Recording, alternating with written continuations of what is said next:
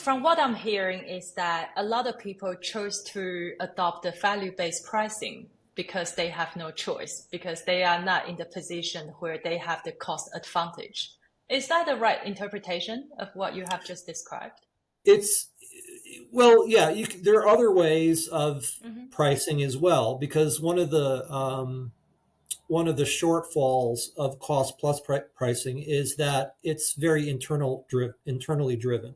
In other words, Mm-hmm. I just care about myself and how much money I want to make. And like I said, if you can do that, that's Mm-hmm. wonderful, right? Mm-hmm. Unfortunately, you have competitors, Mm-hmm. and so they're going to be pushing prices down, and customers have choice, Mm-hmm. and that's so you won't be able to make as much money as you want, or they'll say that they're different. So you need to have some form of differentiation.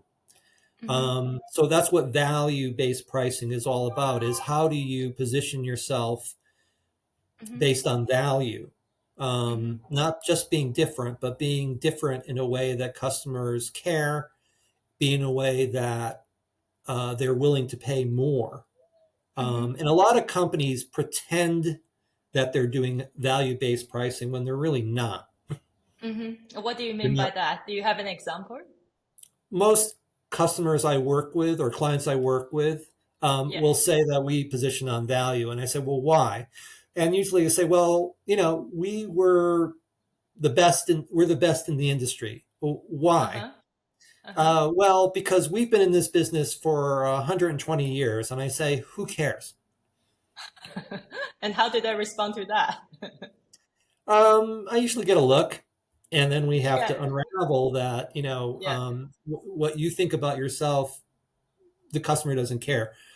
Yeah. They have a problem, they have a Mm-hmm. need, you solve that need, whether you were in business, last week or 150 Yeah. years ago, does not matter to them. So it's Yeah. sort of getting that more. I mean, what a value-based strategy does is it forces you to put yourself in the customer's Mm-hmm. shoes, their Mm-hmm. mindset, what their problems are. And many, I think it's not just a pricing issue. It's more of a marketing or a strategy issue.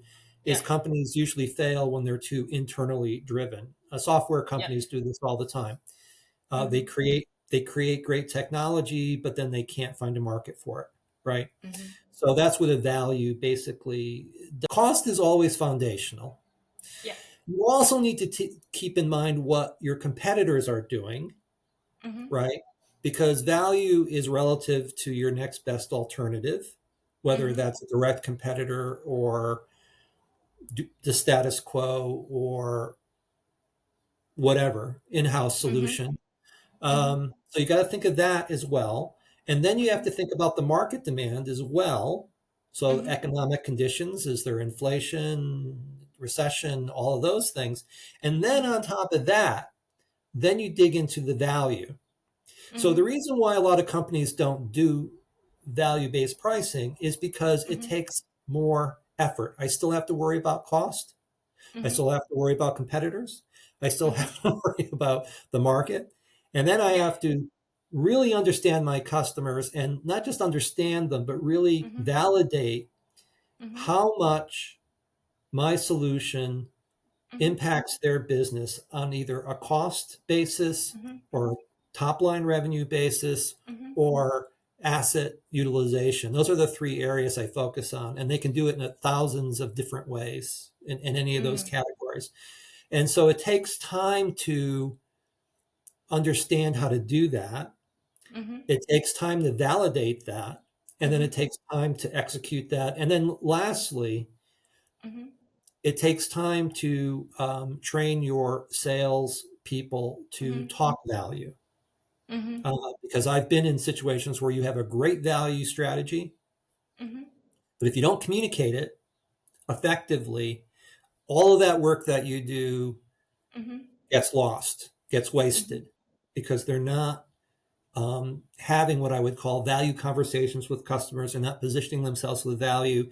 And then when the customer pushes back, especially when they're negotiating and procurement, especially if I'm dealing with a large customer, a very aggressive Yeah. customer, I'm going to lose all of the value of my differentiation. I just sort of give it away in a discount. And so Yeah. what value really does is it puts some guardrails around that. That's what it's about.